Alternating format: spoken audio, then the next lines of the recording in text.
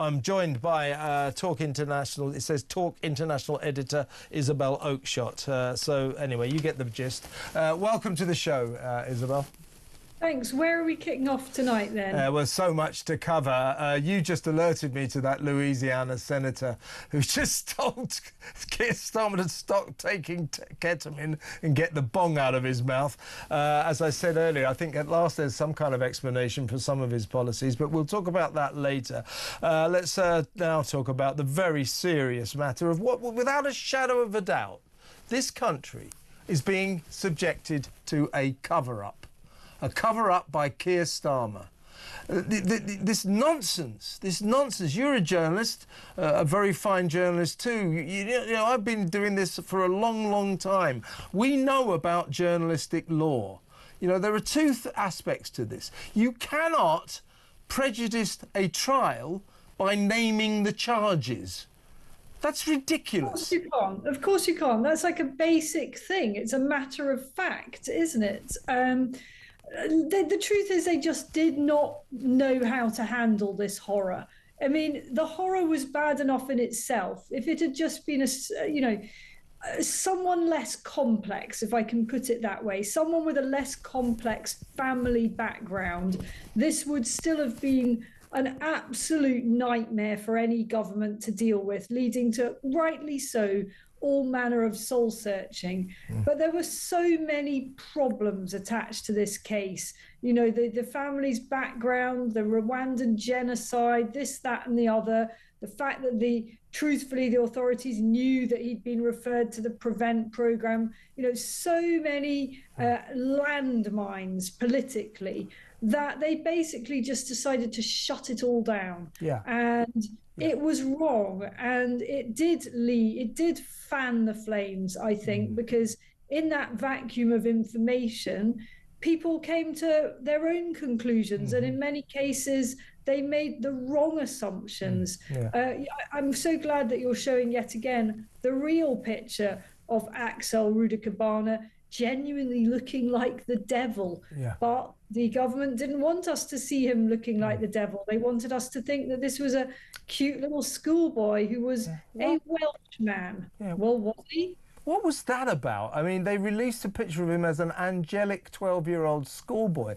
What were they thinking? They wanted us to think better of this person? Because, you see, the thing is, angelic 12-year-old picture or not, I kind of look down on people, I don't think well of people, who murder 3 little schoolgirls. They were trying to make this kid look better. Unbelievable. And here's what they should have done, right? You'll understand this. Now, on day one, Keir Starmer, the CPS and the police, they knew that ricin poison and an Al-Qaeda manual, training manual, written, by the way, by an Islamic extremist. So there's no question of no connection to terrorism, all found in his house, right? So here's what they should have done. They should have charged him on day 1 or day 2, whenever they felt they were ready to charge, with the murder of 3 children, the attempted murder of 10 other people, including 8 more children, and the possession of ricin and the possession of an Al-Qaeda manual, all at once. All at once. Keir Starmer seems to be saying that if, for example, and not that you'd ever break the law, Isabel, but if, for example, you're nicked for, I don't know, stealing something, and later on you get charged with some terrorist offence, that all other offences to your name will be prejudiced by the word terrorist. So what are we going to do then when we arrest someone for a terrorist-related offence?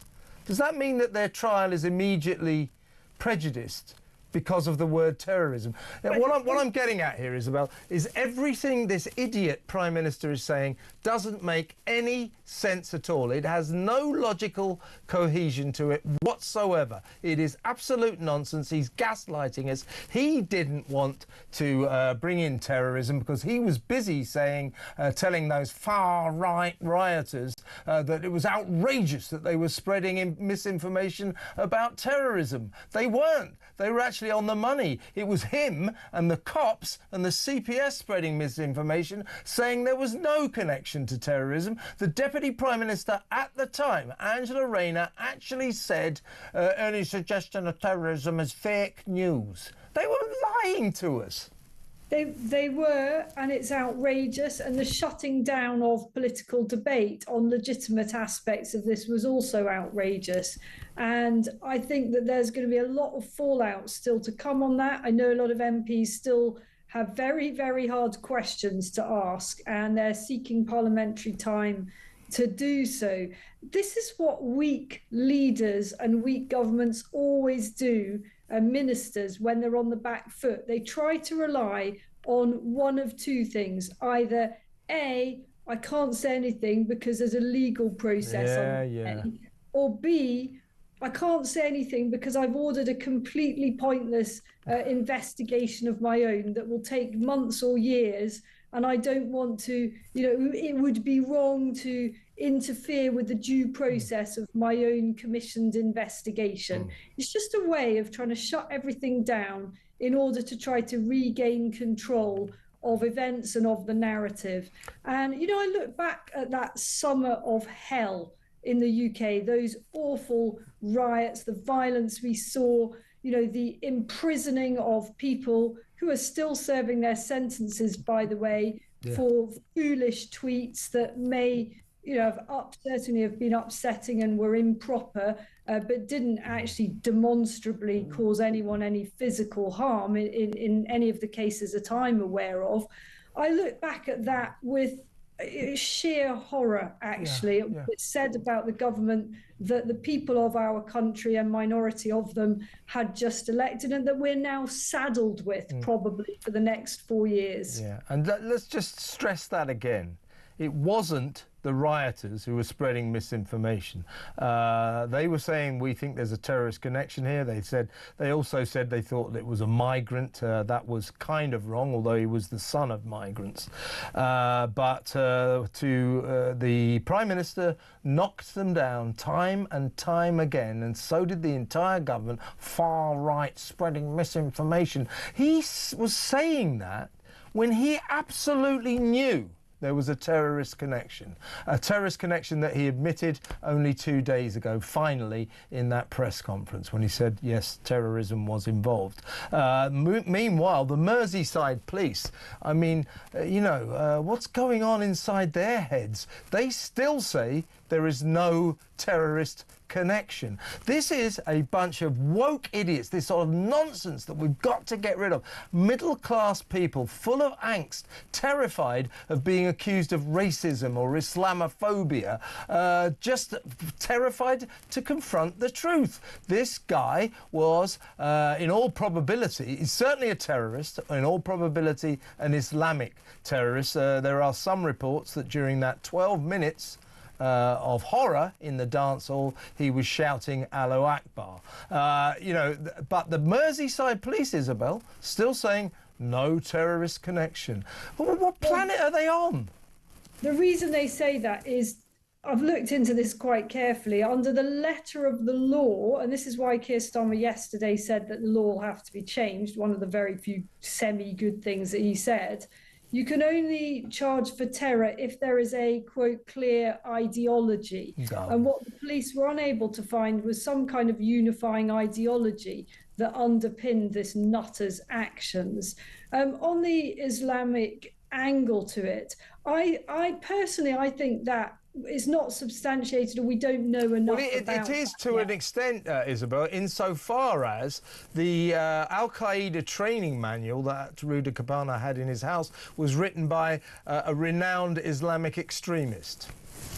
Understood, but that should not have been allowed to kind of spill over into a broader anti-Muslim thing, which some people did go down that line. We know they did, and I think that was wrong. I think for me, the more interesting question is actually a broader one about immigration. And I completely acknowledge that this was not an immigrant, still less an illegal immigrant, but his parents had been accepted here as asylum seekers from a horrific genocide. And many will say, well, that's good. Britain should take people from horrific genocides. But there is a reality here that some of the people we're allowing in are very traumatized. They have had horrific backgrounds, and they come from places where, as I think Mike Graham was saying yesterday, either on your show or on one of our other shows, where frankly, they've seen people chopping up bodies, they've seen people chopping hands off and shooting and maiming. And I'm not in the slightest saying that that's normal, but we are allowing people in with a whole set of problems and different backgrounds to our own. And my God, we're paying the price. Yeah, I mean, I just want to stress this once again. When you can't take one case. Keir Starmer is basically saying if the public know what the charges against a defendant are, that could prejudice that defendant's trial. Think about that.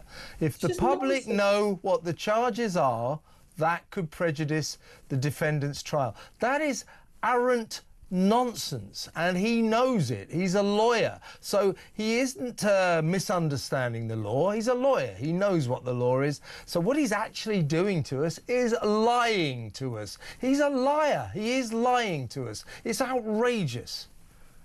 Well, he's a weak leader. He doesn't have the courage to tell it as it is. And I'm sure he looks back on the way all that was handled, and in his heart of hearts, he must know that he spectacularly screwed it up. Unless, of course, he's like his own colleagues in being utterly delusional. And I'm afraid sometimes I think that's what they are. You've got Rachel Reeves still talking about going for growth when the exact opposite is happening, and how she's going to fight with every fibre of her body for that, sounding as everything's okay just as the economy goes on the skids. These people are delusional. They don't get it, and they're too proud to admit when it all went wrong. And, I'm still reflecting on that speech that Keir Starmer gave yesterday, in which he vowed to do everything in his power to protect the children of this country. And yet he allows the boats to keep on coming. And yet he allows foreign criminals not to be deported. This isn't how any well-run, safe country operates. He's hopeless. And while he goes on about the welfare of children being so important to him, I'll give him some credence. A full inquiry into Southport is probably called for. However, beware of what the parameters of that full inquiry are. I bet you there'll be parameters that will keep him relatively safe from too much inquiry, if you know what I mean. Yeah, but he so cares about the welfare of young people that he's not having a full inquiry into the thousands and thousands of underage victims of the rape gangs. He's not having an inquiry for them. So, him caring about young people, it's intermittent. You never know whether he's on or off about it. Honestly, this man is a total disgrace and utterly useless. There's no doubt about it. I think perhaps John Kennedy, the governor of Louisiana, may be onto something. Maybe, it's the ketamine and it's the bong.